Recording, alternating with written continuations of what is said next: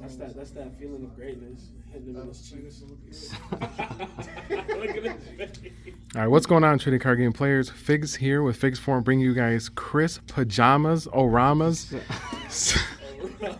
Swordsoul Master Supreme deck from the regional. Go ahead and introduce yourself. I'm just kidding. Go ahead. My name's Chris, local legend, the best, the greatest, Ojama Oramas. It don't matter, whatever you want to call me.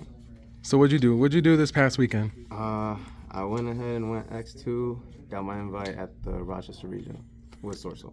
That's right. Shout out Millennium Games. So we're going to go ahead and go over the deck profile here. Go ahead and give it to us.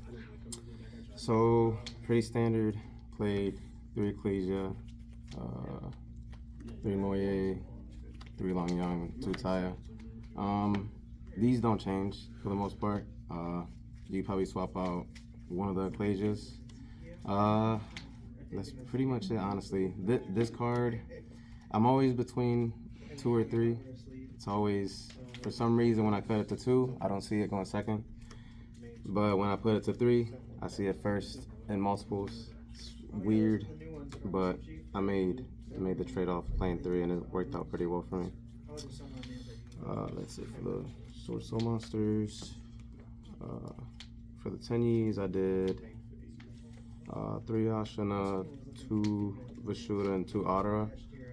I cut down on the 10. And 1 Chatana. I cut down on the 10 counts. I wanted to fit more non-engine. Mainly for Kashira and the Millennium deck. I didn't want to get pretty much turn skipped or anything like that. Yeah, these ratios worked out pretty good for me. I did miss probably a 3rd Adara, but I would say for the most part it worked out pretty well. Yeah, I'm sure with deck space it was probably worth just keeping it at 2 anyways.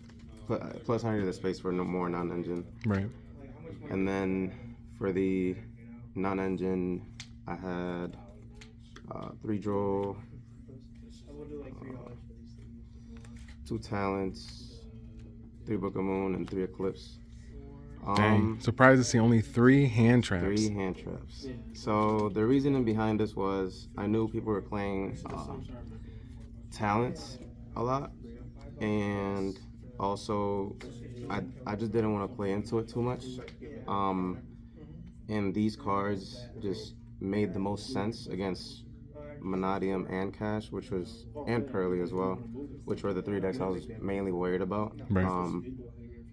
Droll just deals with Millennium pretty easily. Books against Cash were really good. And then I played the 2 Talents over the 2 Desires. The 2 Talents are really good. I don't know if I'll play them again. I'll probably stick with the 2 Desires for consistency. Yeah. But they did work out pretty good for me. Book of Eclipse was crazy. Probably the best card all day. It was glued in my hand the whole day, and every time I resolved it, pretty much just won the game. There was even games where I do it in multiples, and there's just nothing pretty much that they could do, honestly. Yeah, that's pretty much it for the non-engine. Yeah, nothing much I can say there. More consistency cards, 3 emergence mandatory, 2 vessel, and that was it. 2 circle. I didn't play vessel. It's just loses to Ash, Droll, Shifter. Right. Just so many things it loses to. Plus, I think this is better. It acts as a rota for any of your Swordsoul, Tenyis, anything like that. Plus, it's follow up your next turn. I kind of wanted to play 3 of this. Like I said, it was just no more room because of the non-engine I was playing. Moving forward, would you find room for the 3rd, or? Yeah, I think moving forward, I'll find room for the 3rd. It was just really good, especially against Cash. Like, a lot of them would end on a Rise Heart. A lot of times, try to play under Nib, or sometimes they would have just Fenrir when I did stop him on the turn, and Fenrir alone is just really strong against his deck. So they would activate Fenrir or Rice Heart, and this would just pretty much deal with the only negate they have or interruption. Yeah, just being able to tag out's nice. Yeah. And for the rest, 3 Imperm, 1 Blackout, 1 Duster. This was a last minute addition. Did you like it? Yes. Came up whenever I drew it, came up every single time. Drew it against Branded. Round 1, I drew it against Infernoble. Drew it against Castera. It was just really good. Really good. I'm glad I added this in. This was added in for the 3rd Adhara. Okay. Yeah, it's just one of the spots I wanted to find for non-engine, and this was it. 1 Blackout, self-explanatory, and then the 3 Imperm. Yeah, I feel like the Harpy shines pretty well in this format, considering every deck literally just sets cards at their end of their combo. Exactly. So Even if they play if it's like an Omni negate board, yeah, it just trades 1 for 1 with that 1 negate. Yeah, I like that. That's pretty good. So how many in the main board? 40. 40. Oh, it's clean. And for the extra deck, 2 Monk, 1 Shaman, 1 Yazi, 2 Boxia, 2 Shisha, 1 Berserker, 1 Dragite, Xiaofang, and then the 3 standard 10s and the 1 Ice Jade. How often did you make the Ice Jade? The Ice Jade, I made it against every single cash matchup. Nice. Played cash twice. I lost to 1 and I beat 1. The one that I lost to is because I misplay on my end, but the games that I did summon this against cash, it was just a blowout card. Yeah, I can anytime imagine. they activate like their monsters, you just chain this, Right. banishes it. And then after that, they can't banish your dudes. They can't destroy my battle. So pretty much it's like just a big body for cash. They can't out it for the most part, and even if they do out it, it's just engraved, so it could just come back. I added this for the 3rd Monk. I didn't miss a 3rd Monk all day. Most of my games did not go that long. It was pretty much me setting up my board, interrupting them, and then killing them the next turn. Dragite didn't come up as much as I wanted to, but it's always still there for trap matchups like Lab, also Branded, which is pretty good. Berserker. This card was crazy for me all day. I made it against Infernoble, made it against Castera, made it against just everything. It came up against Infernoble because when he just had the 2 Link 1 Charles for the spell and trap negates. He didn't have any monster negates. He just had the monster interruptions. And when he went to activate the what's his name? The Synchro 5. No idea. Oh my god.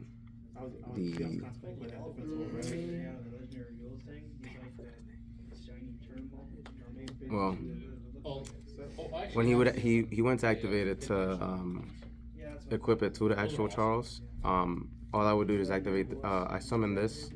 He was not expecting it at all. I'm assuming he was expecting like a Shisha line, Right. or something. Went ahead and made this, and pretty much dealt with his only interruption on the field, like monster-wise. So once I made this, I just cleared the entire board, and yeah, it was pretty good. And that's it. Everything else is pretty self-explanatory. 2 Shisha, 2 Baxia. Pretty self-explanatory on those ends. Okay. And any changes you'd probably make to the extra deck? Probably I know the Ice Jade came up a lot, but it only comes up in the Castera matchup. Gotcha. So moving forward, I don't see Castera being in the surviving the ban list at least. Hopefully. Yeah, hopefully, right? So probably the Ice Jade would be cut. It'll probably be back for the 3rd Monk, just because I like having the 3rd Monk in case I do have those grind games. Right. But for the most part, yeah, it would probably be the Ice Jade, and everything else would probably stay the same, honestly. Okay. That's a good point. And the sideboard. Yes, side deck. I'm sure there's gonna be 15 hand traps in there. So side deck was 2 bell, 1 pink, 3 ash,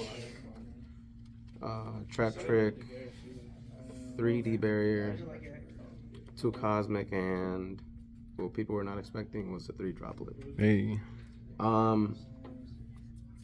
Bell and pink was mainly just for back row matchups, and it's good against Labyrinth, Right. In case people were playing Runic and Branded as well. This also hits Lab, Branded, Everything. just really generic. Yeah. Yeah, I didn't play that much back row removal because the more prominent back row decks of the format are really just Lab. So these cards just deal with Lab, and they deal with everything else. So I didn't feel the need to play like Lightning Storms or anything like that. Plus I had the Duster in the main, so this just made it the 3 of them. Right. 1 trap trick, 3D barrier. This card is just FTKs a lot of decks. You just flip it and it's pretty much a win. Yeah. This is just a 4th copy of that. I don't know if I'll play this again. It did conflict with me a little bit because I couldn't activate Blackout the turns. I did activate this. Nonetheless, you know, this going into this is pretty much end of the turn anyway. Yeah, the 2 cosmic just deals with the back row matchups, and then the 3 droplet. Droplet is just, it was called for the tournament because I really did not want to lose to Millennium, and I had the main deck geared towards Pearly and Cash already with the books in the main. Droplet's not good against Cash or Pearly, but it's good against everything else. Right. Literally just against everything else. I didn't want to play Dark Ruler because Swordsoul kind of needs the battle phase to kind of break boards as well, and I just honestly wanted these to keep the battle phase, keep playing through their board on the same turn and kill them the same turn. They worked out pretty well for me. They came up when I did draw them. Yeah, glad I put them in, and they were really good all day. Yeah, Droplet's nuts. And that's pretty much it for the profile. All right. Any shout outs? Shout out to, again, Millennium Games, Figs, for the video, Quentin, our judge. Yeah, the head judge for the event. Shout out to Kyle for helping me with the side deck as well, and some of the extra deck. And that's pretty much it for shout outs, yeah. Word. All right. Catch you on the next one. All right, see you guys.